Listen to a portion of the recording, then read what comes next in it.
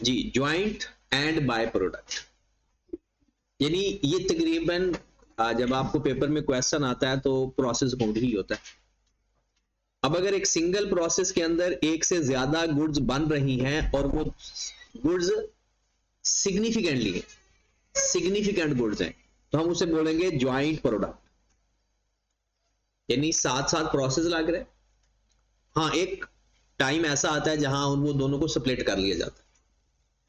By product ऐसी product होती है कि जिसके बारे में हमने ना कोई प्लान किया होता है, ना इसकी कोई इतनी ज्यादा वैल्यू होती है, और ना ही इसके लिए हमारी डिसीजन मेकिंग होती है। ऐसा होता है ना कि हम डिसीजन मेकिंग करते हैं, प्रोडक्ट बनाएं या ना बनाएं, उसकी रेलिवेंट कॉस्टिंग फाइंड करते हैं, इसके साथ भी करेंगे सही कुछ ना कुछ, बट इसके लिए वो डिसीजन मेकिंग नहीं होती, प्लानिंग नहीं होती। बाय प्रोडक्ट को हमने ट्रीट कैसे करना है? Just like normal loss.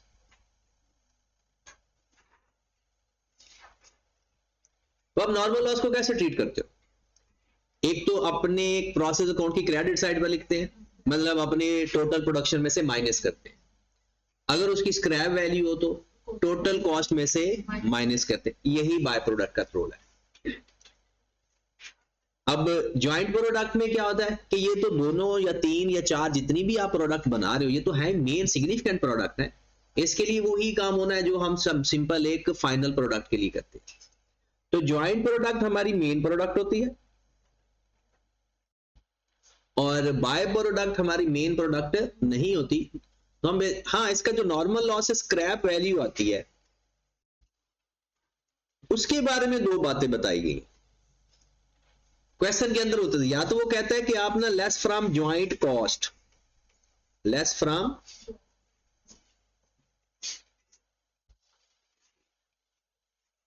मतलब जो कॉस्ट लग रही है ना सारी प्रोडक्ट के ऊपर कंबाइन, उसको अलग अलग करने से पहले आप वो माइनस कर ले।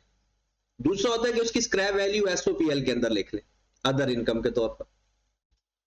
ये आपके मोस्टली क्वेश्चन के अंदर बताया होता है कि वो कहता है कि भाई जो बाय प्रोडक्ट की स्क्रैप वैल्यू है ना वो आपने ज्वाइंट कॉस्ट में से डिडक्ट करनी है। नहीं बताया होगा तो फिर भी हम यही करेंगे। अगर वो बता दे कि भाई स्क्रैप वैल्यू को आपने एसओपीएल के अंदर चार्ज करना, तो फिर प्रोसेस अकाउंट में नहीं लेकर आएंगे। फिर इसको कैसे ट्रीट करेंगे भला? जैसे अब नॉर्मल लॉस की स्क्रैप वैल्यू, क्योंकि अब नॉर्मल लॉस की स्क्रैप वैल्यू को भी हम कहां लेकर जाते हैं? एसओपीएल के अंदर। ओके की बात। अब पेपर में आपको एक क्वेश्चन आ सकता है कि भाई सबसे पहले तो आप मुझे बताएं कि ज्वाइंट कॉस्ट को एलोकेट करने के तरीके कितने हैं। यह सवाल आपको आ सकता है। और दूसरा एक सवाल आपको आ सकता है कि इनके दरमियान में फर्क बताएं। ये तो accounting treatment of by product है ना, treated for proceeds are sales measure of product. इसको आपको इतनी जरूरत नहीं है, एक नजर पढ़ लेना तो ठीक है, नहीं तो ना सही। मेन ये चीज है, ये पेपर में आपको आ सकता है कि distinguish between joint product and, तो आपने कहना है कि भाई जो इनकी वैल्यू होती है ना, जो ज्वाइंट प्रोडक्ट होती है उनकी वैल्यू ऑलमोस्ट इक्वल और उनकी इंपोर्टेंस बराबर होती है। आप दो चीजें बना रहे हो ना साथ, दोनों मेन प्रोडक्ट है, दोनों की वैल्यू बराबर है। लेकिन जो बाय प्रोडक्ट होती है रिलेटिवली स्मॉल इन, फिर वो कहता है प्रोडक्शन, कहते हैं ये साइमल्टेनियसली प्रोड्यूस हो रहे होते हैं। मतलब जब हम प्रोसेस लगा रहे होते हैं ना, तो उसके ऊपर हम प्रोसेस ए, मतलब प्रोसेस ए जो लग रहा है वो दोनों या तीनों प्रोडक्ट के ऊपर साथ साथ लग रहा है। जैसे हमने कहते हैं ना कि ये दो हम मार्कर बना रहे हैं और इस टाइप की कुछ एक तीसरी चीज भी बना रहे हैं। अब वो साथ साथ उसका मटेरियल की जो काम हो रहा है वो मटेरियल उसके ऊपर बराबर लग रहा है, लेबर लग रही है, ओवरहेड लग रहे हैं। लेकिन कहता है कि जो बाय प्रोडक्ट है ना प्रोड्यूस इंसिडेंटली, मतलब वो मेन प्रोडक्शन का प्लान नहीं होता, वो वैसे ही बच जाए कोई स्टॉक तो हम उसको, जैसे अक्सर आपने देखा होगा, मैं कपड़ों की एग्जांपल देता हूँ कि वो एक जब बंदा सूट लेता है तो वो जो कपड़ा बच जाता है ना उससे कोई ना कोई चीज बनवा लेते हैं, या तो किसी छोटे बच्चे का कपड़े बनवा लेते हैं। अगर उससे कपड़ा छोटा हो तो वो चाहते हैं कि वो जो कपड़ा बच जाए ना वो हम किसी ना किसी यूज में ले। यहाँ पर तो इतना रिवाज नहीं है। देहातों के अंदर जो कपड़े बच जाते हैं ना उनसे वो चार पाइयों के लिए वो जो बनता है वाण जिसे हम तो कहते हैं, वो जैसे चार पाइयां बुनी जाती हैं तो वो उसके लिए बना लेते हैं कि उनको को प्रोसेस में फर्दर लगा करना, तो क्या क्या जब कपड़ा बंदा खरीदता है तो ये सोचता है कि मैंने ये बनाना है, और ना ही उसके लिए कोई प्लानिंग होती है। उसके बाद वो कहता है कमर्शियल इंपोर्टेंस, कहता है crucial to the commercial viability. Viability का मतलब क्या होता है, हम देखते हैं कि हम ये काम करें या ना करें, लेकिन इसके लिए आप कोई वायबिलिटी मतलब कोई प्लानिंग नहीं करते, कोई डिसीजन मेकिंग नहीं करते। तो पेपर में ये 2-3 नंबर का सवाल आपको आ सकता है। ये जरूरी नहीं कि आपने इसी फॉर्म में लिखना है, आपने सिंपल कहना है कि जो ज्वाइंट प्रोडक्ट होती है ना वो इक्वल इंपोर्टेंस होती है, इक्वल वैल्यू होती है, और जो बाय प्रोडक्ट होती है उसकी लेस वैल्यू होती है। फिर उसके बाद आपने करना है कि जो ज्वाइंट प्रोडक्ट होते हैं वो साइमल्टेनियसली प्रोड्यूस हो रही होती है, और जो बाय प्रोडक्ट होता है वो इंसिडेंटली प्रोड्यूस होती है। फिर लास्ट के जो इसकी कमर्शियल प्रोडक्शन है उसकी वायबिलिटी के लिए हम यानी डिसीजन मेकिंग करते हैं, और बाय प्रोडक्ट के लिए डिसीजन मेकिंग नहीं करते। ये तो सिंपल। मेन हमारा है कि जनाब जब ज्वाइंट कॉस्ट आ जाती है, क्योंकि हम पढ़ रहे हैं ज्वाइंट कॉस्ट, सबसे पहले ज्वाइंट कॉस्ट में से ना, ज्वाइंट का मतलब इकट्ठी कॉस्ट में से बाय प्रोडक्ट की स्क्रैप वैल्यू माइनस कर लें, बाकी आपके, और नॉर्मल लॉस की भी स्क्रैप वैल्यू माइनस कर लें, बाकी आपके पास क्या बच जाएगी, बाकी जो कॉस्ट बच जाएगी वो ज्वाइंट प्रोडक्ट की कॉस्ट होगी, क्लोजिंग वर्क इन प्रोसेस की होगी, अब नॉर्मल लॉस की होगी। ऐसा ही है, जब हम नॉर्मल लॉस और स्क्रैप वैल्यू की वैल्यू माइनस कर देते हैं तो बाकी हमारे पास जो कॉस्ट जो एलोकेट होनी होती है वो किस पे होनी होती है, अब नॉर्मल लॉस पे, क्लोजिंग वर्क इन प्रोसेस पे, और 99% ना ज्वाइंट प्रोडक्ट के अंदर क्लोजिंग वर्क इन प्रोसेस कम ही दिया होता है, वो सारे का सारा टोटली यूटिलाइज होता है। तो फिर वो कहता है कि जो ज्वाइंट कॉस्ट है हमने उसको एलोकेट कैसे करना। मेन आज का हमारा टारगेट है, बल्कि अगले 2 दिन का भी यही टारगेट है कि हमने ज्वाइंट कॉस्ट को एलोकेट कैसे करना है।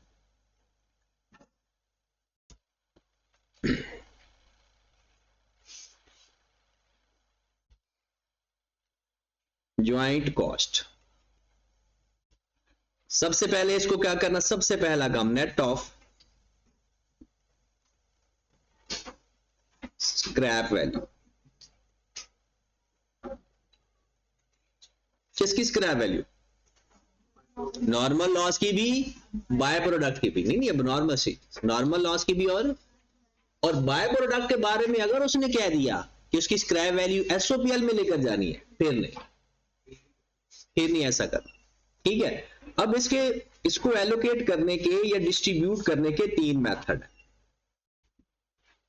2 नाम के और 1 काम का, मतलब वो शायद ही एक दफा को पेपर में आया हुआ है, बाकी दोनों में से। एक physical output,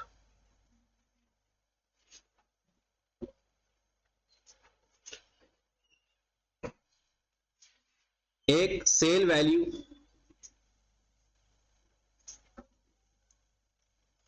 eight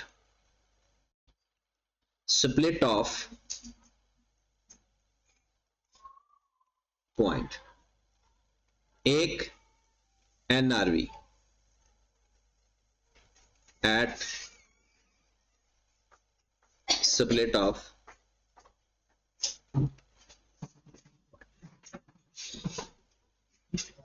joint cost को अलग अलग करने के 3 मेथड है। फिजिकल आउटपुट से क्या होगा, फिजिकल आउटपुट से जितने यूनिट बनाए हैं टोटल पे डिवाइड, और जिस प्रोडक्ट के जितने यूनिट है multiply. Sale value at split off point, जहां तक प्रोसेस बराबर चलता है, जब वो हमारा ऐसा पॉइंट आ गया भाई इसको अलग अलग करना है, उसे बोलते हैं स्प्लिट ऑफ पॉइंट, मतलब जब तक ज्वाइंट प्रोडक्ट का आखिरी मरहला, उसके बाद हमने उनको अलग अलग करना है, उस वक्त उसकी सेल वैल्यू सबकी चेक कर लो, तो टोटल सेल वैल्यू पे डिवाइड और हर एक की सेल वैल्यू से मल्टीप्लाई, या उस दिन एनआरवी चेक कर लो, सबसे ज्यादा पेपर यहां से आता है। एनआरवी की डेफिनेशन क्या होती है, फ्यूचर सेलिंग प्राइस, मतलब जिस दिन आप उसको अलग अलग कर रहे हो फ्यूचर में उसके ऊपर कितना खर्चा आना है, future selling price less any selling expensive to make it for, मतलब फर्दर प्रोसेसिंग। सेलिंग एक्सपेंस का क्या मतलब, फर्दर कॉस्ट कितनी लगेगी उसको उस तरह की सेल में लाने की। तो यहां पर ना आई कैप के भी सवालों में मसाइल है, आप लोगों को भी मसाइल आएंगे कि कभी वो कोई सेल वैल्यू ले लेता है, कभी कोई सेल वैल्यू, तो आप भी परेशान ही रहोगे। तो इसमें सिंपल आपने एक ही मेथड अडॉप्ट करना है कि भाई उस दिन उसकी फ्यूचर सेलिंग प्राइस क्या है माइनस फर्दर एक्सपेंसेस क्या है, एनआरवी आ जाएगी। मतलब एनआरवी की डेफिनेशन आपने याद रखनी है, future selling price less any further expenses या any future expenses to make it for saleable condition. अब हम एक पहले छोटा सा एक सवाल अज्यूम करते हैं कि जैसे हमने कहा कि भाई हमने ज्वाइंट कॉस्ट हमने फाइंड कर ली ₹48,000। ये कौन सी ज्वाइंट कॉस्ट है भला? जो आपकी फिनिश्ड गुड्स की प्रोसेस अकाउंट में कॉस्ट होती है ना, ये वही ज्वाइंट कॉस्ट है। जो आप लोग फिनिश्ड गुड्स की कॉस्ट फाइंड करते हो ना, ये वही कॉस्ट है प्रोसेस अकाउंट के अंदर। अब ये है एक से ज्यादा प्रोडक्ट की। तो सपोज दैट प्रोडक्ट है आपके पास 3, ए, बी और सी। आपने कहा जनाब ए के जो यूनिट बन गए हैं ना वो 5,000 यूनिट आपने बना लिए, जो बी के यूनिट बनाए हैं ना वो आपने बना लिए हैं 4,000 कर लो, और सी के 3,000 कर। ये उनके आपने यूनिट्स बना लिए। आपने कहा जनाब इसकी ना जो सेल प्राइस है ना, सेल प्राइस कब? Eight split of. मतलब जब उनको अलग अलग करना है, ₹4 per unit, ₹6 per unit, ₹5 per unit. उसके बाद अगर इसके ऊपर अब अलग अलग तो हो गई, अब अलग अलग होने के बाद हो सकता है उसी हालत में बिक जाए, और हो सकता है उन सब के ऊपर फर्दर प्रोसेसिंग कॉस्ट लगे और फिर भी बिके। पॉसिबल है ना कि जब तक उनके ऊपर साथ साथ कॉस्ट लग रही थी, दैट इज ज्वाइंट कॉस्ट। अब ज्वाइंट कॉस्ट के बाद जब वो अलग हो गए, अब सबकी तो अलग अलग कॉस्ट आएगी और वो किसी और पर एलोकेट भी नहीं होगी। तो फिर उसके लिए हम क्या करेंगे कि सपोज दैट अगर वो कहता है कि जनाब फाइनल सेलिंग प्राइस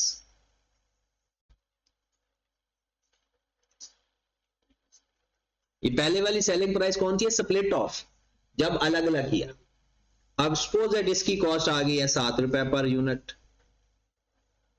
कुछ ऐसे होते हैं कि जिनके ऊपर कॉस्ट लगती है कुछ उसी हालत में भी बिक जाते हैं। तो फिलहाल हम क्योंकि एनआरवी देखना चाह रहे हैं तो इस सब की वैल्यू ले रहे हैं। सपोज दैट इसकी ₹8 per unit. Further selling expense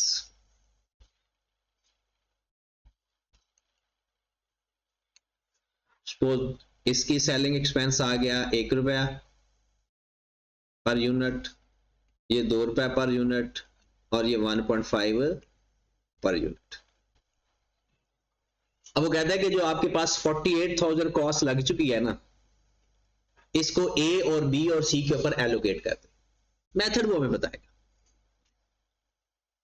और अगर इनकेस नहीं बताता तो हम देखेंगे गिवन सिचुएशन, अगर उसके अंदर आपको जो भी फिजिबल लगेगा वो लगा देंगे। और सबसे अच्छा फिजिबल क्या होता है? यूनिट वाला।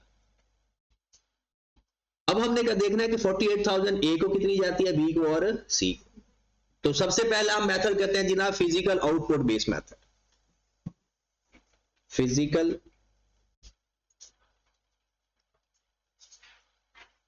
Output method.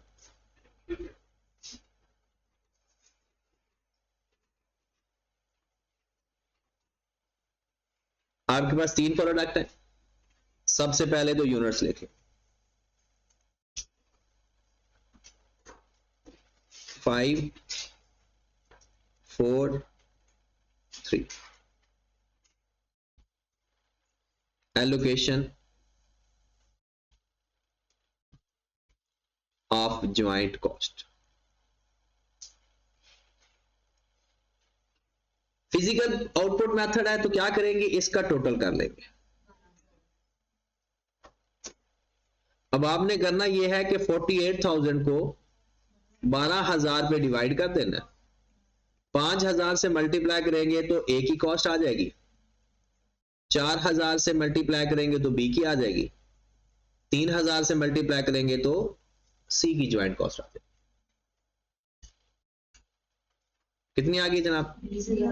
20,000, 16,000 और 12। ये ज्वाइंट कॉस्ट एलोकेट होगी। अगर वो फर्दर हमसे इनकम स्टेटमेंट पूछता है तो सेल वैल्यू में से हर एक की अलग अलग कॉस्ट माइनस कर देंगे, हमारे पास कंट्रीब्यूशन आ जाएगा, फिर फिक्स कॉस्ट माइनस करेंगे तो नेट प्रॉफिट आ जाएगा। क्योंकि अक्सर वो यहां पर इनकम स्टेटमेंट पूछ, अब अगर जॉइंट एंड बाय प्रोडक्ट का सवाल आएगा ना तो उसने पूछना इनकम स्टेटमेंट ही है, मतलब इसको वो मार्जिनल अब्जॉर्प्शन के साथ मिक्स कर दे,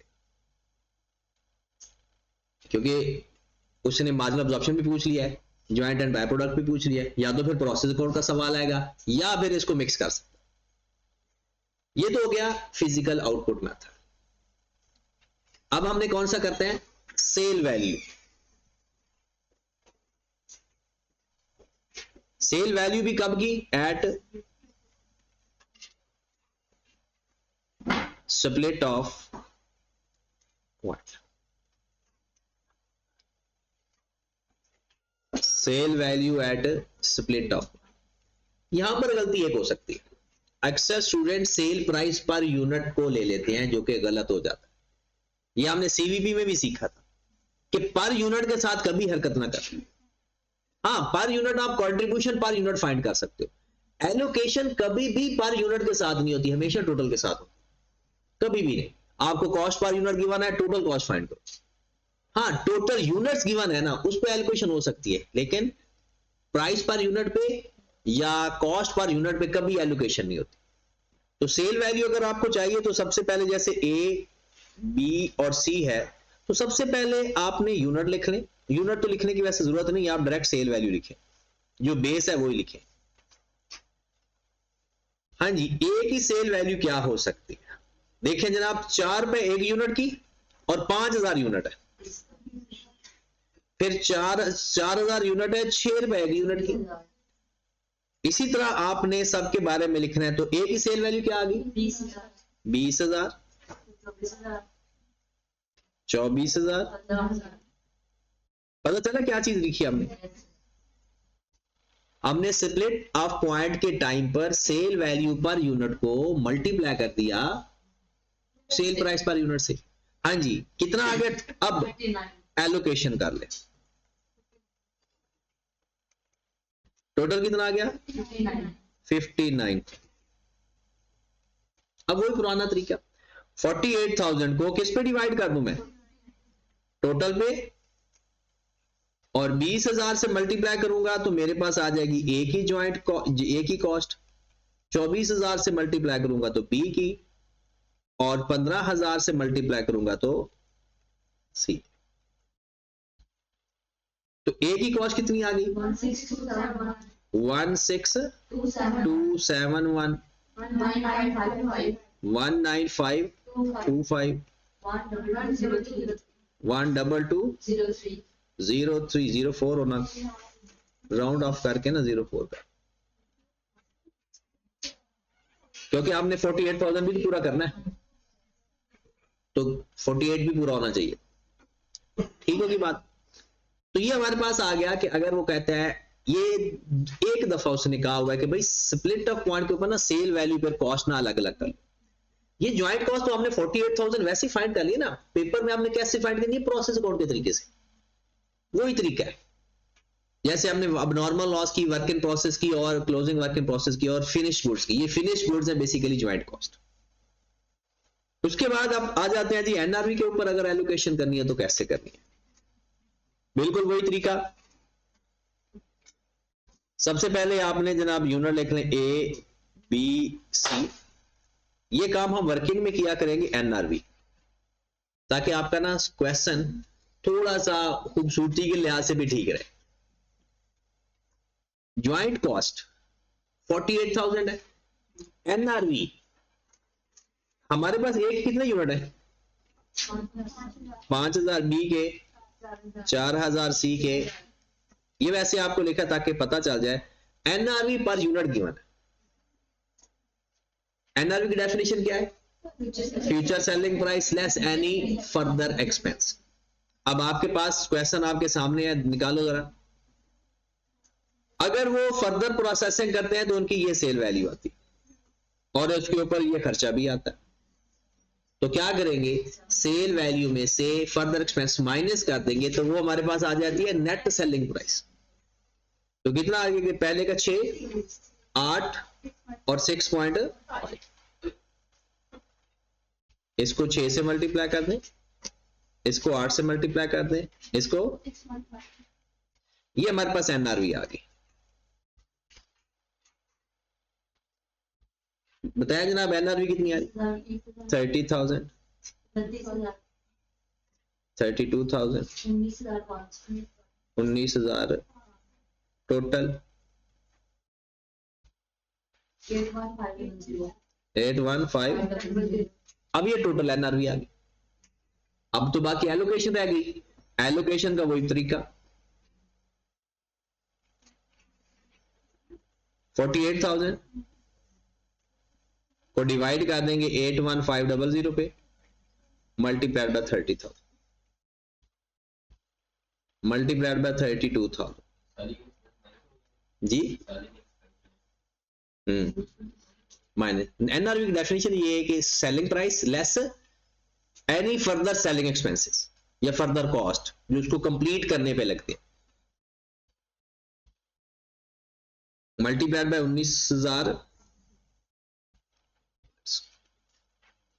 17,669 18846 485।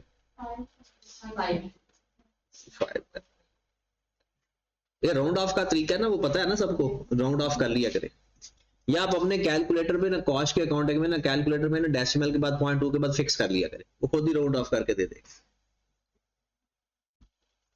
हाँ जी, तो ये तो है ना कि जो नया काम हमने कर, पुराने काम वो करने हैं जो पुराने हैं, ये हमारे पास नया काम है।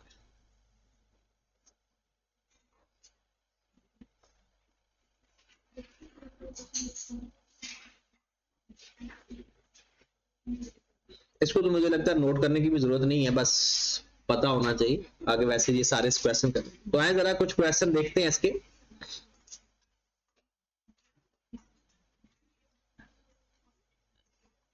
ये छोटे छोटे क्वेश्चन तो रहने देते हैं, ये एक क्वेश्चन देखते हैं एक, फिर उसके बाद नेक्स्ट क्वेश्चन को देख। इलस्ट्रेशन नंबर 6 लिखा हुआ है, the star company manufacture 3 joint product for a single raw material, a summary of production cost show, output in kilogram SKA, उसने आउटपुट हमें दे दी और सेलिंग प्राइस पर केजी भी दे दी। कहता है प्रोडक्शन कॉस्ट, कहता है मटेरियल के ऊपर 90,000 रुपए लगती है टोटल, डायरेक्ट लेबर कहता है S के ऊपर 3,000 लगती है, K के ऊपर 20,000 और A के ऊपर 30,000, टोटल 80,000। फिर वो कहता है वेरिएबल प्रोडक्शन ओवरहेड 2,000 लगती है, S के ऊपर 10,000 लगती है, K के ऊपर और A के ऊपर 16,000, टोटल 45,000। फिक्स प्रोडक्शन ओवरहेड 15,000, 34,000 और 30,000। याद रखें प्रोसेस अकाउंट के अंदर फिक्स कॉस्ट आती है, क्योंकि हमने अप्लाइड फैक्ट्री ओवरहेड लिखते हैं, कभी ये नहीं लिखा अप्लाइड फैक्ट्री वेरिएबल ओवरहेड, क्योंकि ये मिक्स हो जाता है ना, डिसीजन मेकिंग के अंदर हम फिक्स को इग्नोर करते हैं। प्रोसेस अकाउंट के अंदर हमने टोटल कॉस्ट लेनी होती। कहते हैं all separable cost have been assigned to product, कहता है जो जिसकी कॉस्ट अलग अलग है ना वो दो अलग अलग असाइन करो, but the joint cost has not been allocated, जो ज्वाइंट कॉस्ट है वो एलोकेट नहीं हुई। All of years output was sold, कहता है सारी चीजें जो बनाई हैं सारी सेल की हैं। कहता है calculate gross profit for each product after allocating joint cost by sale value method. सबसे पहले हमने इसमें से ढूंढनी है ज्वाइंट कॉस्ट कितनी। एक तो 90,000 साफ साफ लग रही है क्योंकि वो A, B और C की नहीं है बल्कि टोटल। अगर आप फोकस करें ना, ये क्वेश्चन ना एक धोखा है, अक्सर आपको ये लगा होगा कि शायद 3,000, 20,000 और 30,000 इसका टोटल 80 है। नहीं, 80,000 टोटल कॉस्ट लगी है। ये जो 3,000, 20,000, 30,000 है ना, ये तो टोटल बन गया 53। इसका मतलब है बाकी ज्वाइंट कॉस्ट है।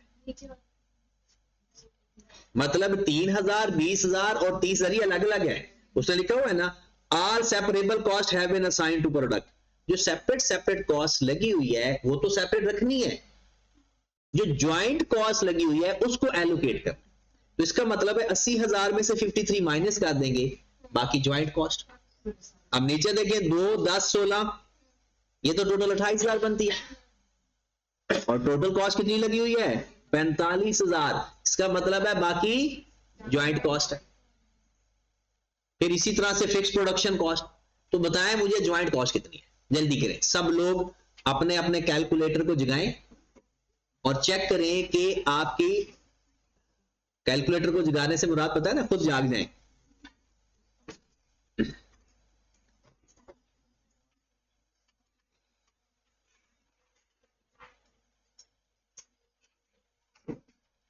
मटेरियल की तो टोटली ज्वाइंट है। 80,000 में से 53 माइनस कर दिया, 27 इसकी आ गई, इसकी 17, इसकी 6,000 टोटल। तो ये हमारी ज्वाइंट कॉस्ट है। अब बाकी कॉस्ट तो सबके अलग अलग। उसने जीपी पूछा है तो क्या करेंगे, सेल गिवन है और जो कॉस्ट एलोकेट हुई हुई है वो भी लिख देंगे और जो ज्वाइंट कॉस्ट है उसको एलोकेट कर ले। तो सबसे पहले और सेल वैल्यू पे करना है, तो सेल वैल्यू वैसे गिवन है, वो तो हमारा सोल्यूशन के अंदर भी पता चल जाएगा। तो हमारे पास प्रोडक्ट का नाम है SKA टोटल। सबसे पहले सेल लिख लो।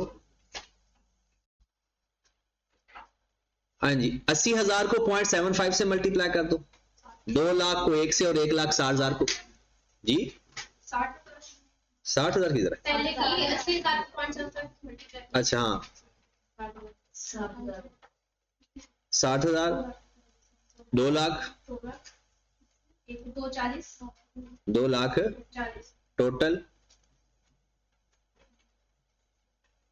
5 लाख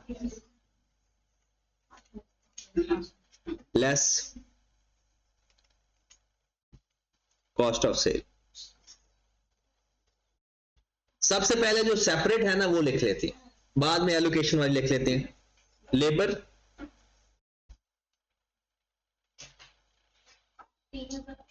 है, फिर वेरिएबल प्रोडक्शन ओवरहेड,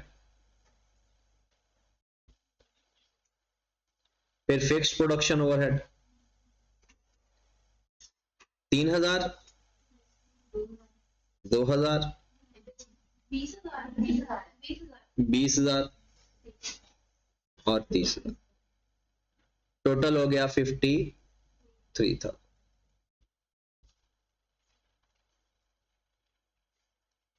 फिर 2,000, 10,000, 16,000, टोटल हो गया 28। ओके, फिर फिक्स प्रोडक्शन ओवरहेड 15,000, 34,000 और 30,000, टोटल 79। अब जी ज्वाइंट कॉस्ट,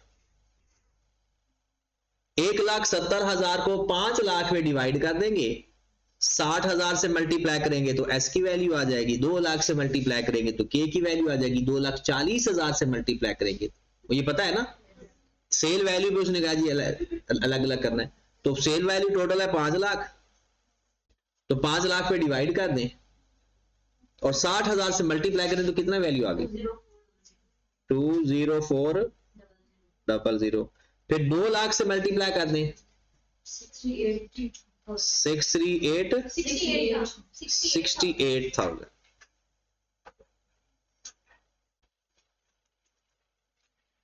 68,000 816 और टोटल आ गया 170,000।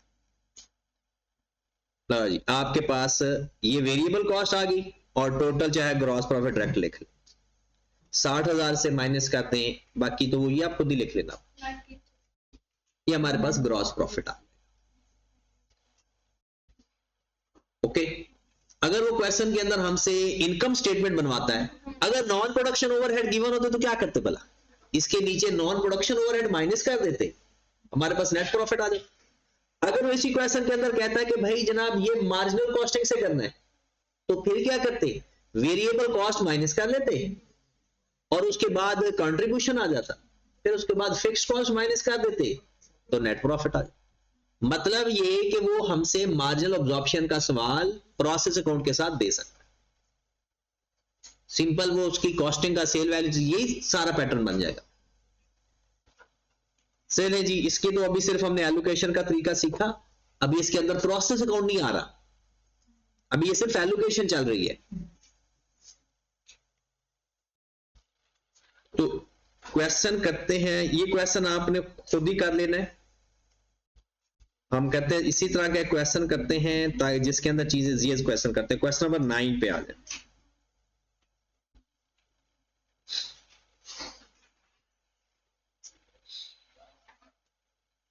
क्वेश्चन नंबर 9,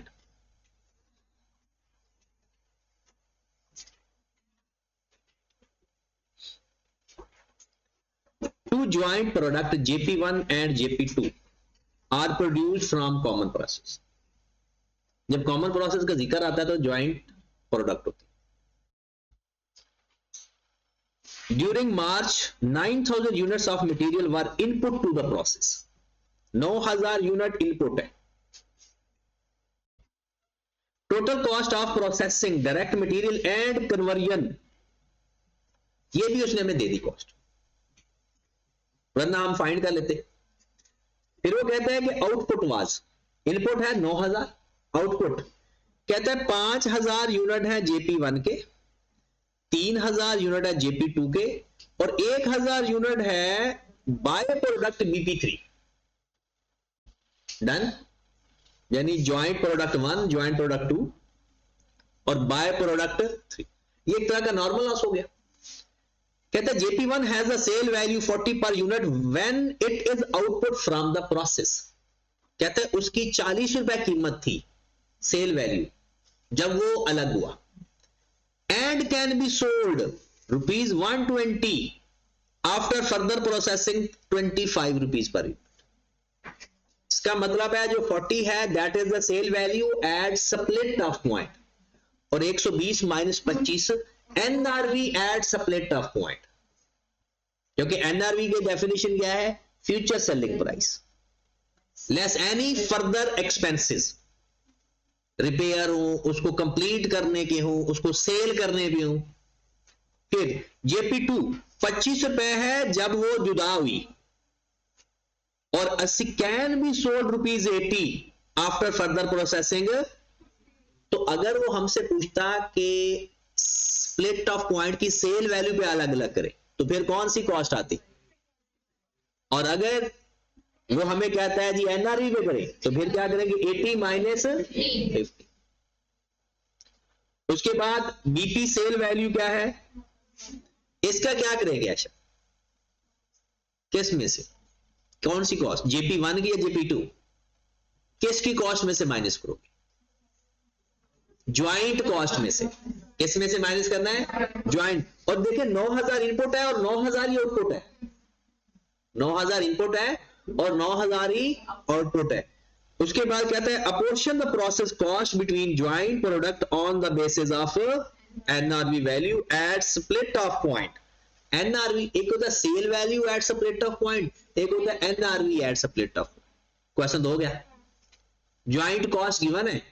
सबसे पहला हम काम क्या करेंगे, चलो इसमें हम दो काम कर लेते, पहला भी और दूसरा भी। ये जो ज्वाइंट कॉस्ट हम फाइंड करते हैं ना उसने दे दी है। कितनी है joint cost? 135,880 135,880 less scrap value या sale value of BP3। 1000 unit है BP का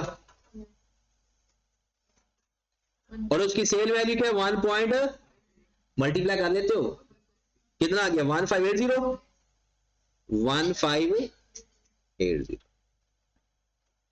नेट ज्वाइंट कॉस्ट 134,300। अब हमने इसको करना है एलोकेट और किस बेस पे करना है? एनआरवी की बेस पे। एनआरवी तो फाइंड कर लोगे ना, वो गिवन है। तो सबसे पहले हम लिखेंगे ज्वाइंट प्रोडक्ट JP1 JP2, फिर हम लिखेंगे एनआरवी। ये एनआरवी की ना पेपर में हमें वर्किंग करनी पड़ेगी, यहां पर तो जरूरत नहीं है क्योंकि डायरेक्ट गिवन है, तो पेपर में हम इसकी वर्किंग किया करेंगे। हाँ जी, JP1 के यूनिट कितने हैं? 5000 और उसकी एनआरवी कितनी है? NRV 120 minus 25 120 minus. एनआरवी के बारे में तो सबको पता है ना, फ्यूचर वाली प्राइस लेते हैं। हाँ, अगर एक ऐसी प्रोडक्ट जिसके ऊपर फ्यूचर सेलिंग प्राइस लगनी ही नहीं है तो फिर वो जो स्प्लिट ऑफ पॉइंट पर सेल वैल्यू है ना, फिर वही उसकी एनआरवी 95 और इसके 3000 यूनिट है मल्टीप्लाइड बाय 65। इसकी एनआरवी कितनी आ गई? 475,000 195 टोटल 670। अब हम इसको एलोकेट कर लेते हैं। हाँ जी, कैसे एलोकेट? ज्वाइंट कॉस्ट आपकी ऊपर ही पड़ी हुई है 134,300 134,300 को डिवाइड कर देंगे 670,000 पे और मल्टीप्लाई कर देंगे 475,000 और फिर इसको मल्टीप्लाई कर देंगे 195,000 से। तो बताएं कितनी? 95,21213 95,213 3908 होगी कॉस्ट अलग अलग। अब इसका प्रोसेस अकाउंट बनाए ताकि ना प्रोसेस अकाउंट भी हमें प्रैक्टिस हो जाए ना। अब प्रोसेस अकाउंट में सेम वही चीजें हैं जो हम पहले करके आए हैं। यहां तक पहुंचे हो या अभी कर रहे हो नोट?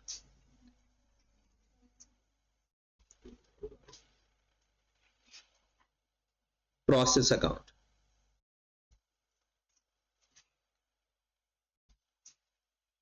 ये वही चीज होती है, इसमें कोई नई चीज नहीं आती।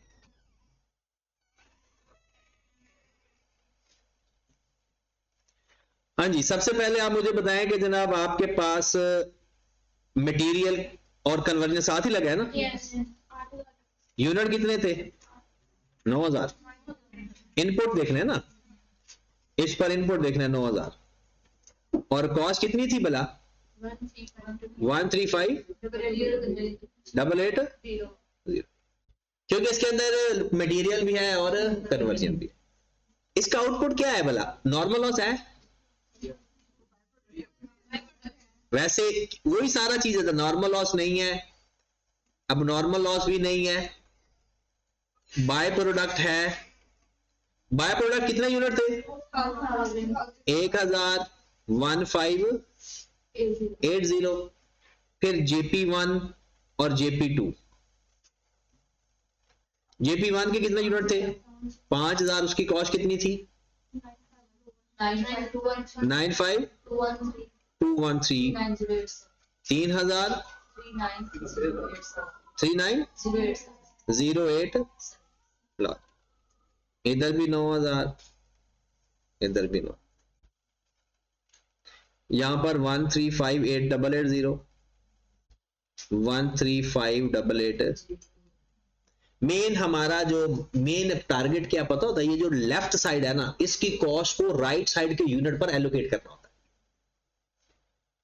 लेफ्ट साइड की कॉस्ट को राइट साइड के यूनिट्स पर एलोकेट करना है, और बराबर बराबर तो आनी है, तो उसी को तो हमने उसके ऊपर डिस्ट्रीब्यूट कर रहे हैं। और इस पूरे क्वेश्चन के अंदर बस ये फर्क है कि जो आपकी फाइनल प्रोडक्ट है ना, उसकी जगह आप 2 या 3 प्रोडक्ट आया करेंगे। और नॉर्मल लॉस एक नया भी इंट्रोड्यूस हो गया, बाय प्रोडक्ट। ये नॉर्मल लॉस नहीं है, ये हमने उसको ट्रीट ऐसे करना है जैसे नॉर्मल लॉस। क्लियर होगी बात? उसके बाद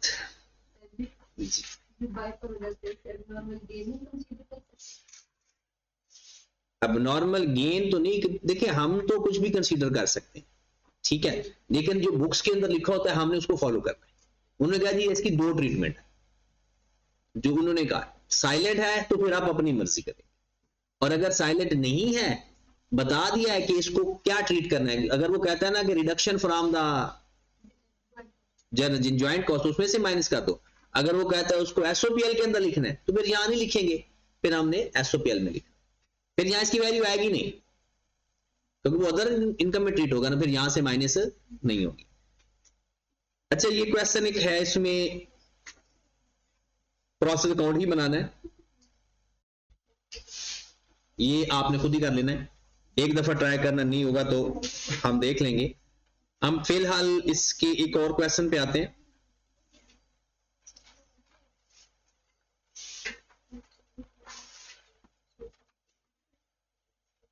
ऐसे ही एक वर्किंग वाला क्वेश्चन करते हैं। अभी इसके ना सिर्फ मेन एलोकेशन देखनी है हमने, इसके बाकी जो काम है तरीके हैं वो इंशाल्लाह कल देखते हैं।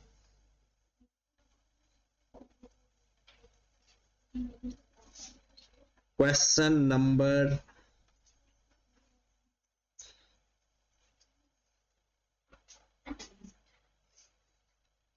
ये छोटा सा क्वेश्चन है, इसको देख लेते हैं। लिखा हुआ है Platinum Limited manufactures 2 joint product alpha and beta and a by product zeta from a single production process. ये जनाब 2012 में 10 नंबर का सवाल है। कहता है आपने 25,000 केजी लगाया eight the rate of 25, input हो गया। Direct labour eight the rate of 15 per hour और टोटल है 432,000।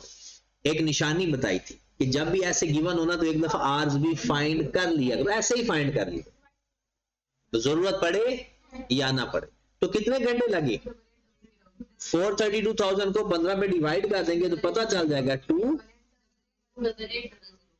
288, मतलब इतने घंटे काम हुआ है। नॉर्मल लॉस है जनाब 20% ऑफ द मटेरियल कंज्यूम्ड। अब वो हमारा जो लॉस फाइंड करने वाला तरीका खत्म।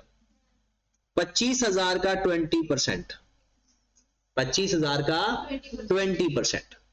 आगे चलते हैं। Overhead are allocated to the production at the rate ₹10 per labour our. इस 10 रुपए को किससे मल्टीप्लाई करेंगे? 2800 से क्या चीज आ जाएंगे? ओवरहेड। कहते हैं the normal loss is sold as scrap at the rate of ₹8 per KG. हमारे पास ज्वाइंट कॉस्ट आ चुकी है, पता है कैसे? 25,000 मल्टीप्लाइड बाय 25 मटीरियल, 432,000 लेबर, और इसको 10 से मल्टीप्लाई कर दिया तो ओवरहेड। ये ज्वाइंट कॉस्ट ही तो है। अब हमने क्या करना है, इसको एलोकेट करना है। पहले उसमें से ये 8 रुपए पर केजी के हिसाब से स्क्रैप वैल्यू माइनस करना। आगे वो कहता है द आउटपुट वाज प्रोसेस। कहता है अल्फा 75% बना और उसकी सेलिंग प्राइस है 95 रुपीज। बीटा 15% बना, उसकी सेलिंग प्राइस है 175। जीटा 10% बना। ये किसका 10%? और ये 25,000 तो हमारा इनपुट है।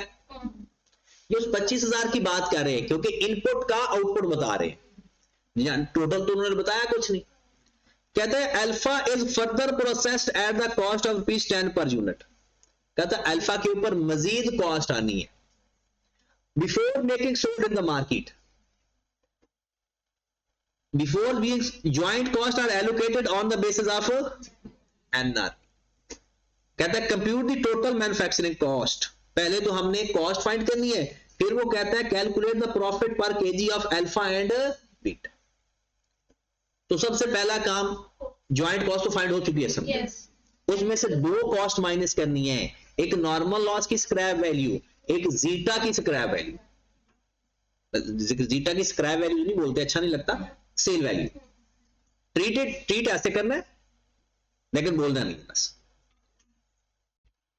तो अगर मैं इसमें ज्वाइंट कॉस्ट फाइंड करूं पहले, अच्छा अगर आपको ओपनिंग और क्लोजिंग वर्क इन प्रोसेस ना गिवन हो, ओपनिंग और क्लोजिंग, तो फिर तो इक्विवेलेंट यूनिट्स बनाने की जरूरत नहीं पड़ती, फिर तो टोटल कॉस्ट फाइंड कर लो। अगर आपको क्लोजिंग या opening work in process given है, अगर closing work in process given है फिर 5-4 वेटेड एवरेज का कोई चक्कर नहीं। अगर ओपनिंग गिवन है तो फिर मतलब ये कि आपने अपना अगर क्वेश्चन को एक ही पैटर्न पे रखना है ना तो आपका टाइम लगेगा। अकॉर्डिंग टू सिचुएशन देख लोगे तो सवाल जल्दी हो जाए। सिंपल अभी ज्वाइंट कॉस्ट फाइंड करते हैं, ये आपकी डेबिट साइड है। याद रखें जो प्रोसेस अकाउंट की डेबिट साइड होती है ना, अब नॉर्मल गेन के अलावा वो आपकी टोटल कॉस्ट होती है। प्रोसेस अकाउंट की debit side material, labour, overhead, disposal cost, ये आपकी टोटल कॉस्ट होती है।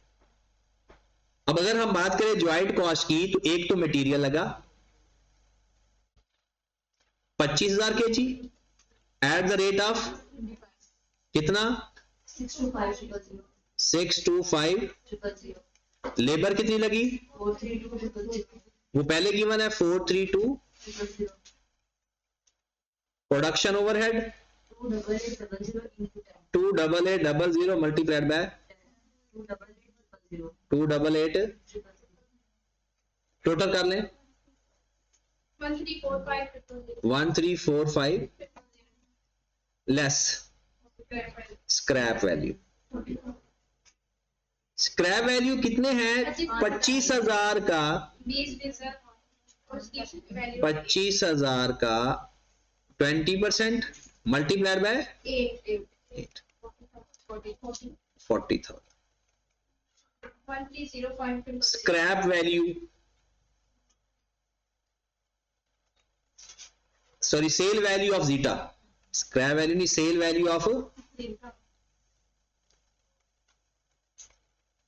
हाँ जी मुझे कोई बता तो दे कि जीटा के यूनिट कितने बने हैं, फिर मैं उसको 30 से मल्टीप्लाई कर दूंगा। कितने पक्का? ओ भाई 25,000 आपके केजी थे जिसमें से 5,000 तो लॉस हो चुका है, तो जो बने हैं वो 20,000 बने हैं। देखें आपका 25,000 इनपुट था, उसका 20% तो जाया हो गया।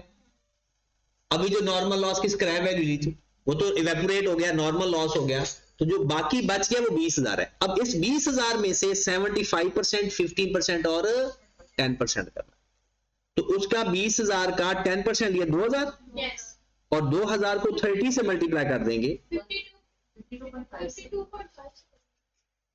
अच्छा अच्छा ये फर्दर कॉस्ट है, मादरत। तो हमारे पास 2000 मल्टीप्लाइड बाय 52.105, ये आपकी ज्वाइंट कॉस्ट है, joint cost for allocation, joint cost for allocation 1200,000। और इसको हमने किस बेस पे करना है, एनआरवी की बेस पे।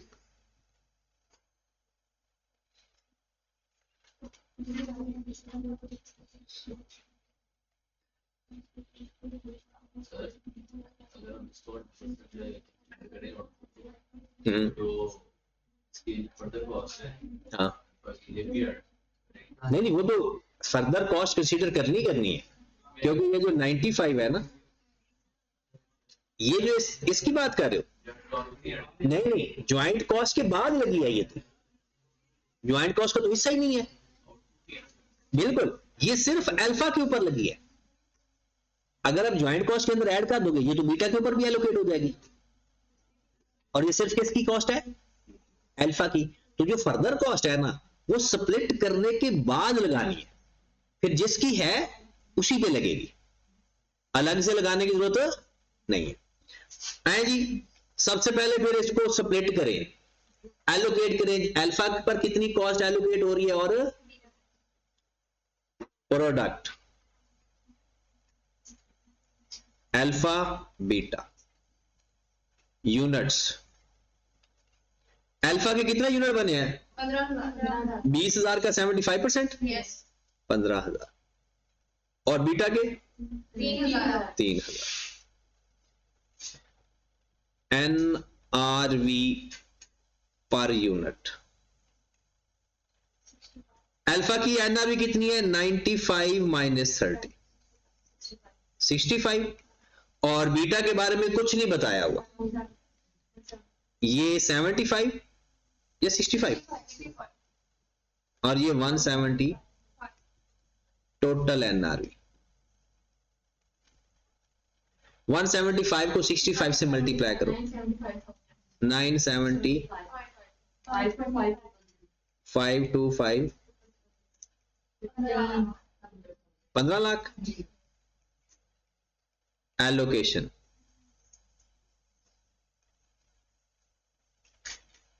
हाँ जी, क्या करेंगे? आपके पास ज्वाइंट कॉस्ट कितनी है? 12 लाख।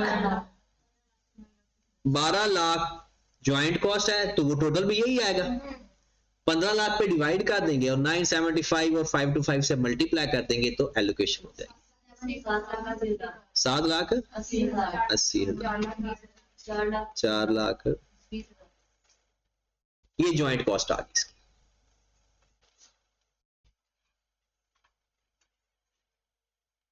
अच्छा, यहां से कोई डायरेक्ट मुझे प्रॉफिट बता सकता है? डायरेक्ट इसी को देख के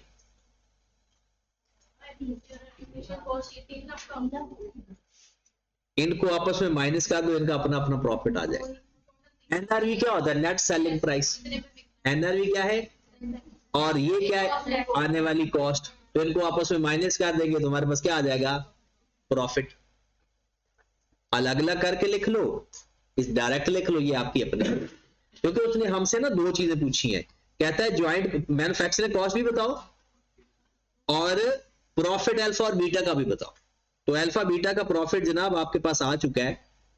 आप सिंपल यहां पर प्रॉफिट की कॉलम लिखें, इन दोनों को आपस में माइनस कर दें। एनआरवी नेट सेलिंग प्राइस ही तो है, और 195 पर यूनिट पूछा है, पर केजी। पहले ये लिख दें 195 चल रहा इसका 105, तो पर यूनिट भी फाइंड कर ले, पर केजी। तो पर केजी के लिए ये 15,000 का प्रॉफिट है और ये 3,000 का है, तो ये कितना आ गया? और ये 30। ये आपके पास आंसर है। तो ये ना समझिए कि ज्वाइंट एंड बाय प्रोडक्ट ऐसे ही है, मुश्किल है, मुश्किल आएगा। मतलब यह है कि जिसके सब इसका प्रोसेस अकाउंट प्रॉपर इसके साथ अटैच हो जाएगा ना, ओपनिंग क्लोजिंग वर्किंग प्रोसेस के साथ, एबनॉर्मल गेन लॉस के साथ, फिर वही तरीका कार है इसका। सिंपल ये है कि आपने जब प्रोसेस अकाउंट बनाना है ना, आउटपुट की जगह आप 2 या 3 आउटपुट होंगी बस, और उसकी एक छोटी सी वर्किंग होगी, बाकी सारा प्रोसेस अकाउंट वाला सवाल ही है। तो आपने प्रोसेस अकाउंट को अपने कंप्लीट करना है, और इसके आपने ये करना है कि इसके जो बेसिक एग्जांपल्स है ना, पास्ट, एक तो ये पास्ट पेपर का सवाल हमने किया है, एक और छोटा सा सवाल है क्वेश्चन नंबर 11, ये आपने कर लेना है, ठीक है। पास्ट पेपर का इलस्ट्रेशन नहीं, और इलस्ट्रेशन आपने करनी है लास्ट इलस्ट्रेशन, बल्कि पिछली पढ़ जरूर लेनी है, आपको पता चल जाएगा, और ये इलस्ट्रेशन कर लेनी है, ठीक है। तो कल इंशाल्लाह फिर हम इसके मजीद क्वेश्चन करेंगे।